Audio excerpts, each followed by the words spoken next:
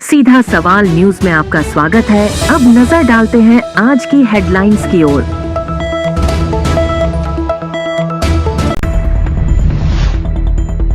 सितम कोहरे का कहर, शीतलहर ने बढ़ाई परेशानी, रफ्तार पर लगा ब्रेक। आमरण अनशन कर रहे सामाजिक कार्यकर्ता को पुलिस ने उठाया, अनशन स्थल हटाया। श्री गंगेश्वर महादेव में संगीतमय राम कथा का दूसरा दिन। महाशिव पुराण कथा का आयोजन। अब खबर विस्तार से। निम्बाहेड़ा क्षेत्र में सर्दी का कहर जारी है। शनिवार रात में सर्दी के चलते लोग परेशान दिखे। वहीं रविवार को भी कोहरे व कड़ाके की सर्दी से जनजीवन अस्त व्यस्त रहा। आसमान में छाए कोहरे की चादर की वजह से हाईवे और सड़कों पर वाहनों की रफ्तार धीमी रही। कड़ाके की सर्दी से पशु पक्षी बेहाल रहे। चालकों को हेडलाइट जलाकर वाहन चलाना पड़ा। शनिवार रात 8 बजे से ही कोहरा छाना शुरू हो गया था, जो रविवार सुबह तक बना रहा, जिससे विजिबिलिटी काफी कम हो गई। नए साल की शुरुआत से ही मौसम का मिजाज लगातार बदल रहा है। रविवार को भी दिन भर बादल छाए रहे और धूप नहीं निकली। शीतलहर चलने से ठिठुरन बढ़ गई। कड़ाके की ठंड से बचने के लिए लोग सुबह से ही अलाव तापते देखे गए। शहर के कई हिस्सों में लोगों ने ठंड से बचाव के लिए जगह जगह अलाव जलाए। मार्गों पर वाहनों की रफ्तार काफी धीमी रही। वाहन चालक घना कोहरा के चलते काफी धीमी वाहन चला रहे थे, वह भी हेडलाइट जलाकर। सुबह 9 बजे तक भी वाहन चालकों को हेडलाइट जलाकर वाहन चलाने पड़े। मौसम विभाग के अनुसार आने वाले दिनों में सुबह घना कोहरा, शीतलहर और तेज ठंड का प्रभाव बना रह सकता है। सुबह शाम खेतों में भी कोहरे की चादर बिछी रहेगी, जिससे फसलों को लाभ मिलने की उम्मीद है। किसान राम सिंह ठाकुर और सतीश जोशी का कहना है कि इस तरह का मौसम रबी फसलों के लिए अनुकूल होता है। लगातार एक हफ्ते से शीतलहर चलने से लोगों की दिनचर्या ही बदल गई है। इधर रविवार सुबह से ठंडी हवाएं चलने से ठिठुरन और बढ़ गई। सुबह कामकाज के लिए निकलने वाले लोग पूरी तरह गर्म कपड़ों में लिपटे नजर आए। सड़कों पर गर्म कपड़े बेचने वाले दुकानदारों और छोटे व्यापारियों ने अलाव जलाकर ठंड से बचाव किया। मौसम विशेषज्ञ एस तोमर के अनुसार अगले 3 दिन ऐसा ही मौसम बने रहने की संभावना जताई है। छोटी सादड़ी के स्थानीय चिकित्सालय में डॉक्टरों की नियुक्ति की मांग को लेकर आमरण अनशन पर बैठे सामाजिक कार्यकर्ता मनीष उपाध्याय को पुलिस ने चौथे दिन जबरन एम्बुलेंस में बैठाकर अनशन स्थल से उठा लिया। कार्रवाई के दौरान मौके पर भारी पुलिस बल तैनात रहा और अनशन स्थल को भी हटाया गया। इस पूरे घटनाक्रम को लेकर क्षेत्र में तनाव की स्थिति बन गई। जानकारी के अनुसार मनीष उपाध्याय पिछले 4 दिनों से आमरण अनशन पर बैठे थे। इससे पहले उन्होंने करीब 3 महीनों तक ज्ञापन पत्र और अन्य माध्यमों से प्रशासन व जनप्रतिनिधियों को स्थानीय अस्पताल में चिकित्सकों की कमी से अवगत कराया, लेकिन कोई ठोस समाधान नहीं हुआ। इसी के विरोध में वे आमरण अनशन पर बैठ गए थे।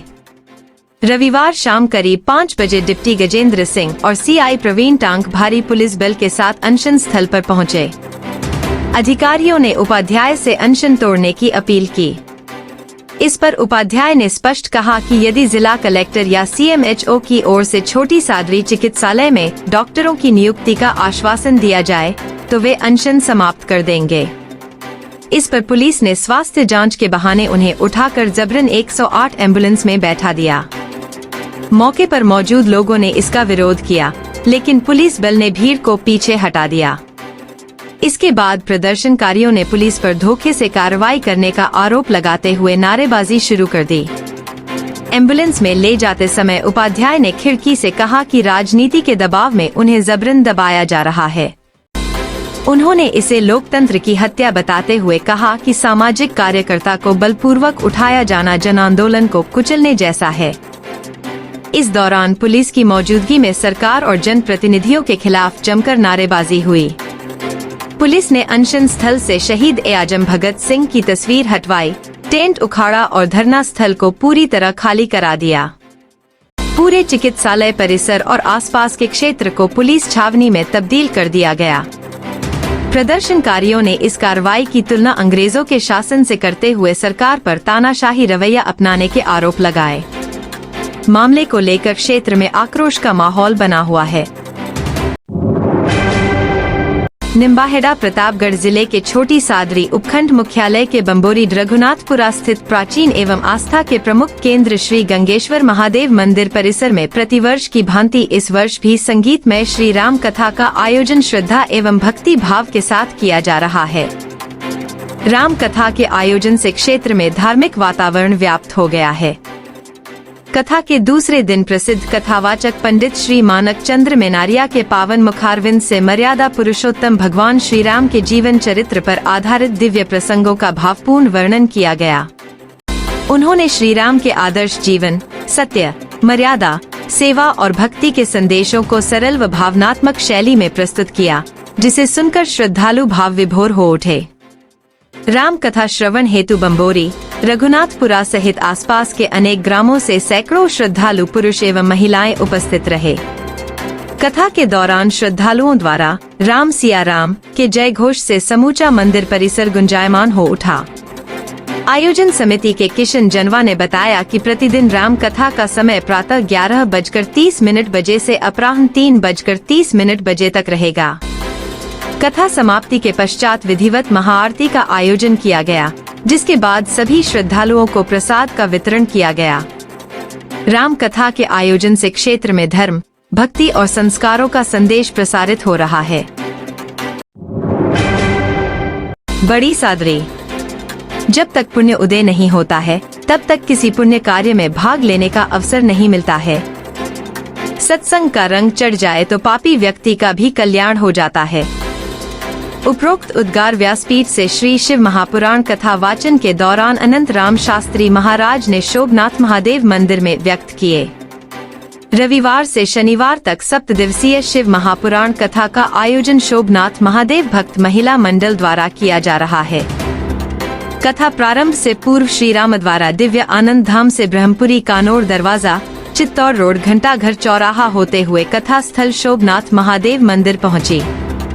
पुजारी पंडित धर्मेंद्र आमेटा, कुलदीप आमेटा, मंदिर ट्रस्ट के अध्यक्ष चेतन दवे सहित कार्यकारिणी के पदाधिकारियों ने स्वागत किया।